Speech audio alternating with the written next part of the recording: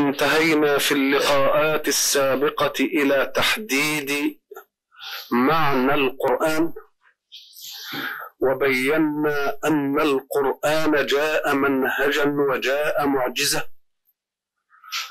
وبينا أن الله لمعجزة القرآن وثقه وحفظه بنفسه ولم يترك ذلك للبشر،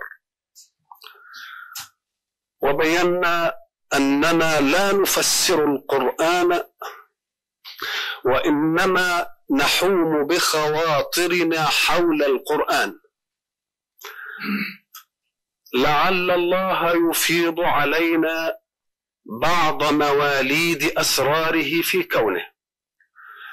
وقلنا إنه لو جاز لأحد أن يفسر القرآن لتركه رسول الله صلى الله عليه وسلم مفسرا، ولكن الله سبحانه جعل رسوله يبين للناس ما نزل إليهم مما يطلب التكليف فيه ولا يختلف فيه فرد في عصر عن عصر.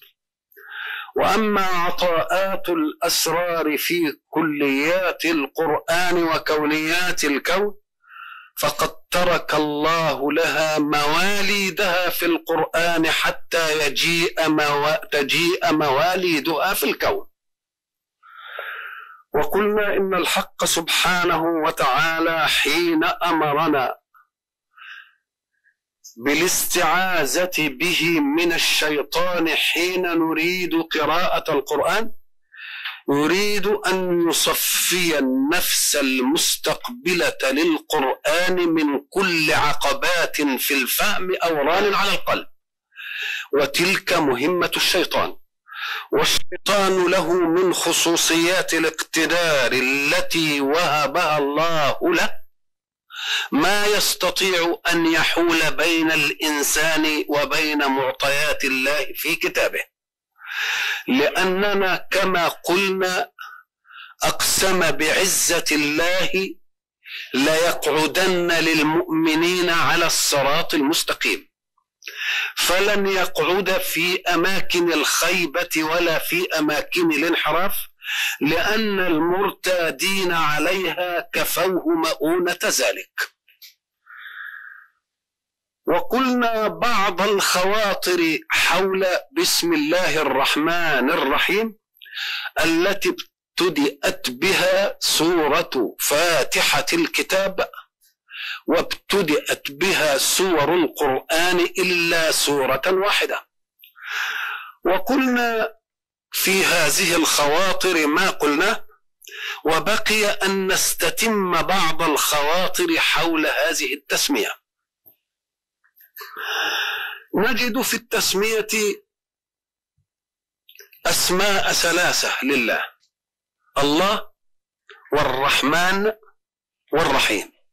والله علم على واجب الوجود بكل صفات الكمال فيه، والرحمن تبين مجالا لأفعال الله وصفاته، والرحيم تبين مجالا آخر.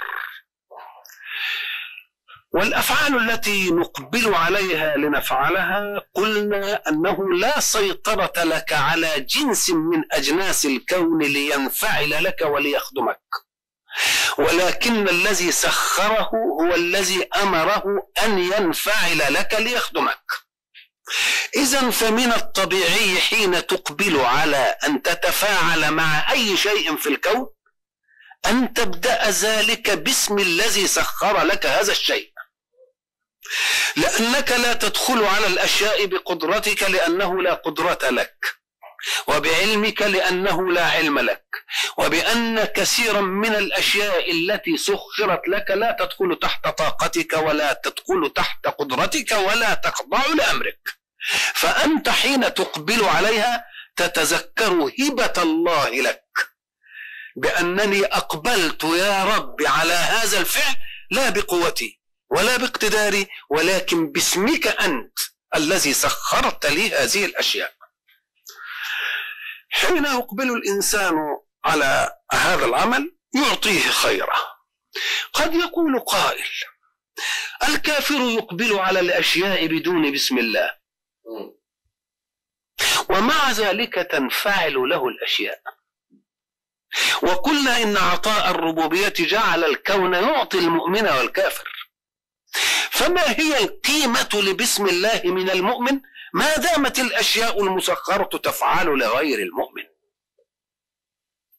قلنا أيضا في اللقاءات السابقة أن قولك بسم الله تعتبر حركة عبودية لك تذكر نعمة الله لك في التسخير، فهي إن لم تزدك عن الكافر شيئا في الانفعال من الأشياء لك فقد ضمنت لك ثواب تذكرك لنعمة الله حتى لا ينقطع عطاؤها في اليوم الذي يبقى فيه العطاء. وإذا نظرنا إلى اسم الله وجدنا أنه علم على واجب الوجود وله صفات كثيرة. هذه الصفات أصبحت في مجال الأسماء. وكيف تنتقل الصفة إلى مجال الاسم؟ تنتقل الصفة إلى مجال الاسم ليصدق قول الله ولله الأسماء الحسنى فادعوه بها. فكيف تنقلب الصفة إلى اسم؟ قد يوجد فلان حليم وتصفه بأنه حليم، ولكن لا بد من وجود موصوف يسبقه، وتقول فلان غني وتقول فلان حكيم، ولكنك حين تطلق الحكمة والغنى لا ينصرف إلا لله. فإن قلت الحكيم على إطلاقه، الرحيم على إطلاقه، الغني على إطلاقه، فكأن الرحمة من كل راحم في الأرض هي بعض هبات الرحمة الهابطة من الله إلى الخلق، وتتسامى الرحمة في الرحماء في الدنيا إلى أن تلتصق بالرحيم الأعلى. إذن فذلك هو ينبوع الرحمة. فإذا أطلقت كلمة الرحيم انصرفت لله وإن كان يوصف بها غيره.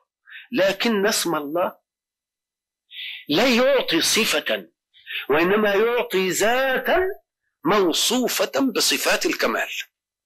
وما دام علم على واجب الوجود فالعلم مشخص، ومعنى مشخص أي لا يطلق على الغير. إذا سميت ابنك محمدا يبقى المفروض أن محدش يسمى محمد تاني، لأن كلمة محمد دي أصبحت مشخصة. ولذلك إذا حل لبعض الأسر أن يكرر الاسم في الأفراد يقول لك بعدين محمد الصغير ومحمد الكبير، وبعدين يتميز بالأوصاف التانية محمد القصير ولا محمد الطويل مثلا، ما دام هتكرر الايه الله. لكن اسم الله علم على واجب الوجود، والناس يطلقون الأعلام على مسمياتهم، كل واحد منا يطلق علما على ابنه. إذن فإطلاق الأسماء على المسميات أمر شائع في دنيا الناس ليس بعجيب. لكن الله حين اختار لنفسه اسما هو العلم اللي هو الله، قال أنا اخترت هذا الاسم لي، وهو مشخص لصفات الكمال فيه، وأتحدى الكافرين أن يجترئ واحد فيسمي تابعا له بهذا الاسم.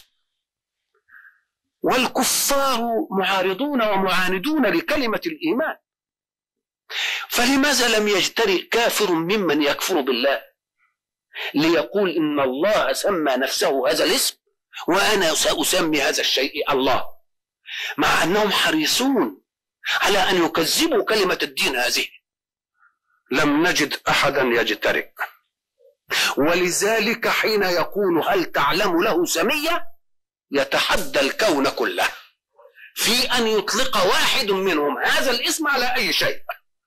وأناس كثيرون كافرون بالله فيهيج فيهم غريزة التحدي حتى لا يقال لم نهج ولم تطرأ على بالنا، لا، طرأها الله على بالهم وقال هل تعلم له سمية، فلو كان الناس الكافرين دول مؤمنين بكفرهم لجيه واحد وقال انا هسمي الله. لا، محدش دخل نفسه في دي في التجربة، مما يدل على انه تعبد وهما لا يقينا. فلو كان متعبدا يقينا غير الله لأطلق هذا الاسم في حماية من عبده، ولكنه لم يجد له حاميا ليتحدى الله في ذلك الاسم. هل تعلم له سمية؟ يعني واحد على اسمه؟ لا.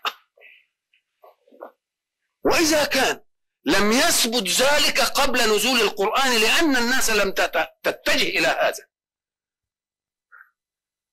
فقد نغز القرآن فيهم غريزة التحدي وقال لهم أنا بتحدى هل تعلم له سمية؟